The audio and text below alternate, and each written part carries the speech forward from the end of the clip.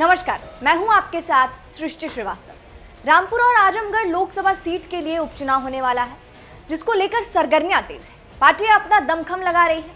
ऐसे में समाजवादी पार्टी के विधायक आजम खान ने इमोशनल कार्ड खेला है। जेल से बाहर आने पर आजम खान सिंपैथी ना ले, ऐसा हो सकता है।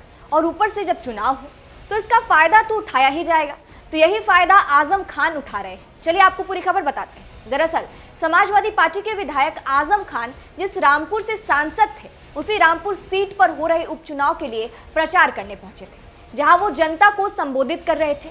उन्होंने बीजेपी पर जमकर हमला भी बोला और बीजेपी के सहारे सिंपैथी भी लेने की कोशिश की। जहां उन्होंने ये बताया कि जब वो जेल से बाहर आने के बाद विधानसभा पहुंचे तो क्या क्या हुआ। आजम खान ने कहा, एक दिन थोड़ी देर के लिए विधानसभा गया था।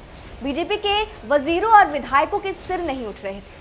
उन्हें मालूम था कि वे मुझसे नजर नहीं मिला सकेंगे। उन्होंने कहा कि हमसे बस एक ही जुल्म बाकी रह गया था, बची हुई जान भी निकाल लेते। आजम खान ने आगे कहा कि आपसे मेरे हक कितना बनता है ये नहीं जानता, लेकिन आपका मुझ पर इतना हक बनता है कि जिंदगी की आखिरी सांस तक आपकी भलाई के लिए सोचता रहूंगा, लड़ता रहूंगा। अब यहाँ गौर कीजिए, उन्होंने बीजेपी के नाम पर सिंपैथी लेने की कोशिश की। भ्रष्टाचार किया उन्होंने, लेकिन इल्जाम लगाया बीजेपी पर कि जुल्म किया गया बीजेपी में, और बीजेपी के सहारे सिंपैथी लेने की कोशिश की। खैर, आगे उन्होंने क्या बोला ये भी आपको बताते हैं। उन्होंने यूपी चुनाव परिणाम को लेकर कहा कि पूरा देश हैरान है कि सपा की सरकार क्यों नहीं आई।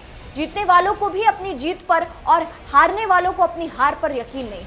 ये क्या हुआ ऊपर वाला ही जानता है, लेकिन हमें उसके फैसलों के सामने सिर झुका देना। आजम खान ने कहा कि यकीनन कुदरत कोई बड़ा फैसला लेने वाली है। ऊपर वाला कभी जुर्म बर्दाश्त नहीं करता। जलीमों के बुरे अंजाम हुए।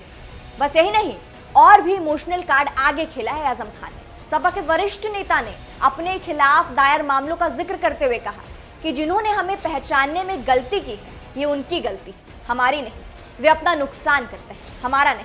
उन्होंने कहा कि हमारा दामन तो लोगों ने इतना दागदार कर दिया है कि हमें अपने दामन पर अफसोस होता है। जिसको जो जी चाहता है हम पर इल्जाम लगाता है। आजम खान ने कहा कि बकरी चोर है, हम मुर्गी चोर है, हम भैंस चोर है, सिर्फ चोर है, डकैत है हम पर चोरी नहीं डकैती की धाराएं लगाई गई। हमने शराब की दुकान लूटी है, हमने और हमारी बीवी ने, हमारे बेटे ने। उन्होंने कहा कि हमारे दिल में तो इतना जख्म है कि अब किसी और जख्म को दिल में जोड़ने की जगह भी नहीं बची। दिल कैसे दिल की शक्ल में मौजूद है ये भी मालूम नहीं। आजम खान ने कहा कि कितने निशान हैं इस दिल में ये किसी को भी पता नहीं। उन्होंने कहा कि थाने में दलीलें नहीं होती थी, तस्लील में पैसा नहीं लिया जाता था।